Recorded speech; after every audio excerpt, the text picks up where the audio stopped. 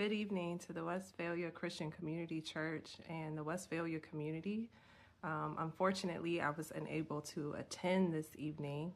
I want to thank the community for staying engaged in this election season and this race and voting to have another forum.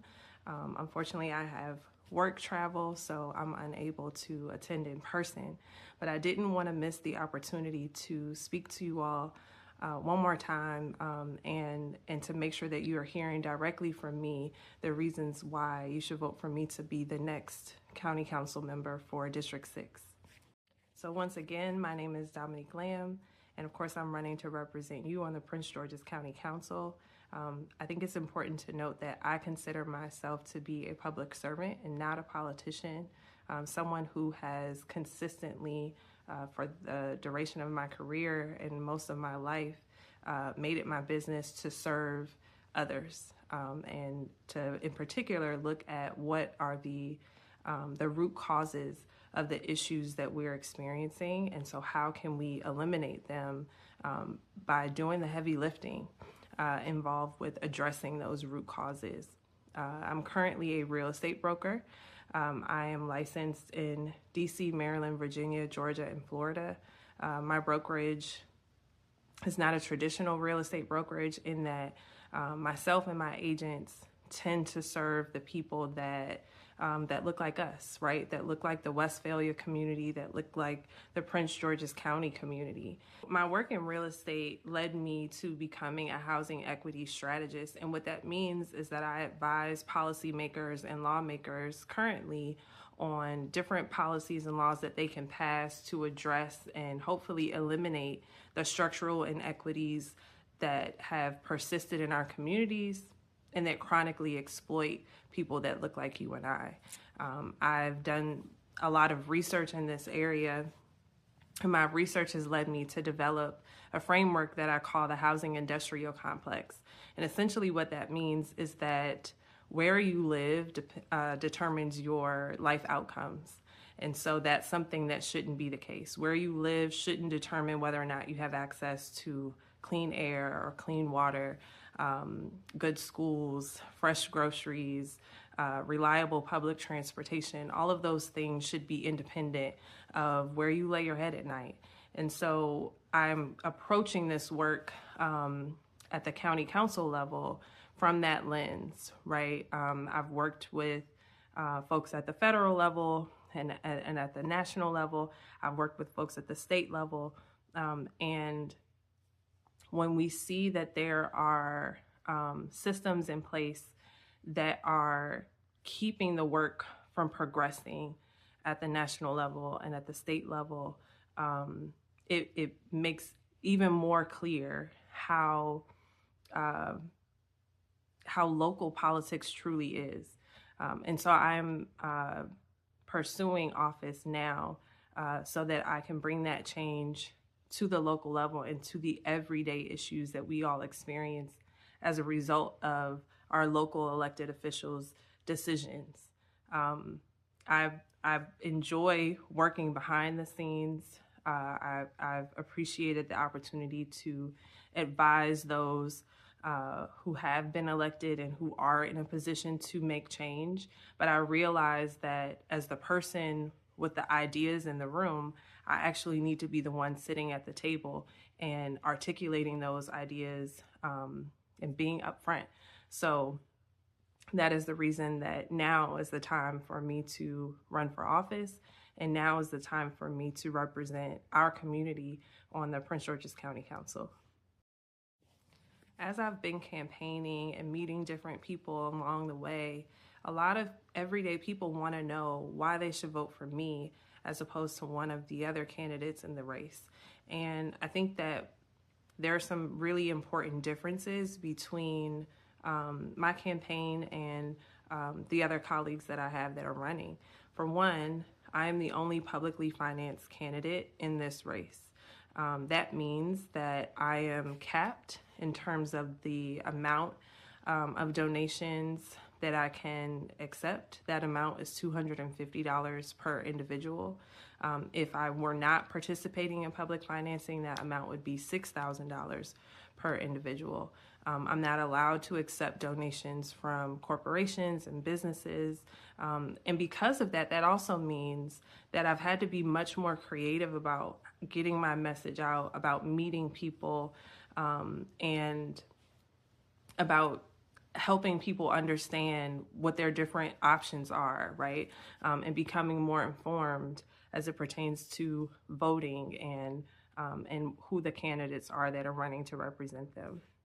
It also feels important to note that I'm completely independent of the current political establishment.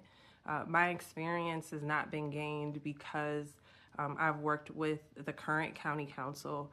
My experience has been gained through the expertise that I brought to the housing and real estate fields, and that expertise being recognized by existing policymakers. So having the opportunity to serve and to do so independently is also a key difference. I am not someone who is subject to any of the currently elected officials and their agendas. I'm able to freely serve and represent the people of Prince George's County and specifically of District 6. As I previously mentioned, I tend to examine issues based on their root causes. I'm a systemic thinker, and so I tend to look at what are the solutions that would address and prevent this problem from happening rather than simply reacting to what's already happened. I think that's another critical difference between myself and the other candidates in this race, because that's how I approach everything. And so throughout my career as a real estate professional, as a nonprofit leader, as a small business owner, as a former federal government employee, I've always examine issues from that lens so that we can be much more effective in the solutions that we're implementing, and in making sure that we're not continually having to address the same issues again and again. I think that another key difference between myself and some of the other candidates in the race are the issues that I'm platforming. So one of the key issues for me is the education budget. On day one, my plan is to write legislation that would enforce stable sources of revenue for our education budget and gradually increase our education budget over time. Why is that important? Well, one, our students suffer when they don't have the resources, when they don't have the quality teachers that resources allow us to have. And when we don't have the resources to rebuild and renovate their schools, right? So our students suffer there, but it's deeper than that. There is a ripple effect that happens when we don't invest in our schools. When we're not investing in our schools, we're not able to attract families that are rooted in our communities. In fact, we're more likely to repel families that have moved here and see the budget cuts and decide to move to one of our neighboring counties or Washington, D.C., or even Northern Virginia to be able to give their students the competitive edge that they deserve from their education. And so when we lose those families, and I can tell you firsthand as a real estate professional that I've consistently met with clients who do not want to move into Prince George's County because they will have to pay for private school, because they don't see the investment being made in our education system. And so when that happens and we lose families and we lose that population, that demographic, we also repel businesses. And I know a lot of people who are interested in us having more than a Royal Farms or a Dash Inn, or the smoke shops and the liquor stores that we have throughout the county. If we're going to attract more retailers, it's going to take more than just addressing our time lags with DPI or some of the development issues that we're having. We're going to have to do heavy lifting and invest in the people here. And investing in the people here means investing in education, investing in reasons that young people, that families, that older people will want to move here and stay here. right? It also is important that we make living here affordable. A lot of the people that work for the county can't afford to live here. And that has everything to do with the programs that we have at the county level and how well we are socializing them with our employees and how competitive they are, again, with our neighboring counties. So when I think about teachers and attracting quality teachers or retaining the quality teachers that we already have, we have to make things more stable and more affordable for them. We do have programs in place. We do have a competitive salary. But one of the things that we could do is compress the pay scale so that when teachers are deciding between us and one of the other counties, they see that we truly are competitive and that they can afford to not only work here, but live here. Along those same lines, of course, Prince George's County has been one of the hardest hit communities when it comes to the federal layoffs that we saw last year. Our unemployment rate nearly doubled. And again, the county level, we have the resources and the ability to undergird and support those who were impacted by those federal layoffs, not just federal employees, federal contractors, nonprofits, and the businesses who rely on revenue from our neighbors to be able to stay in business. I can tell you firsthand that I was riffed under Trump's first administration in 2018, and I made the decision to pursue real estate full-time as a result of that, rather than staying in the government. And there are a lot of people faced with making those decisions. And so we need to support the people, one, who are impacted by the layoffs, but two, that might have businesses or want to start businesses in the county so that they can thrive here.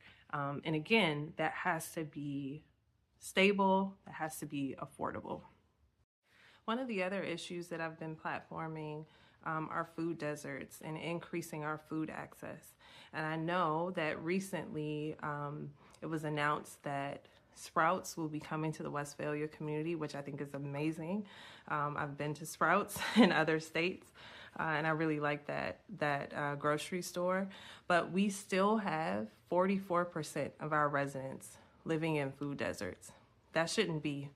And so one of the things that we can do, again, at the county level, is incentivize new development as it pertains to our grocery stores.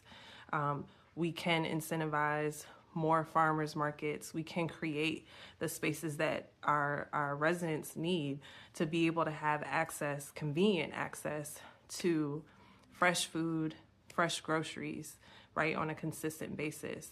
Another of the issues that I know Westphalia residents can relate to in our county is the infrastructure not being supportive of all of the development that has been happening. We see these townhouse developments consistently being built around the county, but we're not seeing infrastructure that's on par with that development. And that's important because when you're sitting in traffic on Pennsylvania Avenue, you are wondering if there's someone who's responsible for making the decisions about how quickly these houses are going up and whether or not we have the roads to support the population growth that's coming to that area. The county council does have the ability to do that. And so that's one of the things that I also would enforce as your next council member. We need to make sure that our infrastructure has the capacity to support the people that we are bringing in. And then we also need to be thinking about diversifying our development. We're consistently seeing townhouse developments because townhouses tend to bring in more residential property tax revenue than if we were to build single family homes, for example. The problem with that is that eventually we're all going to age out of townhouses. When we can no longer climb multiple stairways within our homes, we're going to have to look outside of the county in order to age in place. And so those are things that we need to be thinking about now. Those are decisions that need to be made now, so that when the time comes, we are able to stay in Prince George's County rather than having to move away. The same goes for libraries and schools and grocery stores and hospitals. I've talked to so many people about leaving the county for their healthcare needs. And the reality is that Maryland has the highest ER wait time in the country. All of those statistics are important because they are a result of decisions that are being made or not being made. And so I want to make sure that we're being thoughtful and we're seeing the forest for the trees when we're making legislative decisions that will have impact long term. While I do have lots of issues that I would like to address, issues that I, like you, know that we need real public servants to be in place to fix, I also realize that asking for your vote is me asking for you to trust me to make the right decision on your behalf, regardless of what the issue is, right? I could tell you now that I'm going to prioritize food access, and I will. But there are going to be other issues that come up along the way that we don't get a chance to talk about during election season. And when those issues come up, your vote means that you're trusting me to do the right thing for all of the issues that have to be addressed. And so I want to make clear that, one, I have a proven record of integrity, of transparency, and accountability. I will consistently be accountable to you. You will hear from me in between election seasons. You will see and know the work that's being done on your behalf, and you will have an opportunity to share your thoughts on that work. I'm somebody that consistently checks their work. I think that one of the issues we see with a lot of our elected officials is that they tend to pass legislation, make new rules, make new policies, but they never really revisit to see, did we make the impact we intended to make? And that's something, again, that I can commit to doing on our behalf for District 6 and for Prince George's County. I also understand that, and I wish more people understood, that when you are voting or not voting, you are making a choice about who you trust with your tax dollars, who you trust with your money, and who you trust will use your tax dollars responsibly to benefit the whole, right? Not just you, but the whole community.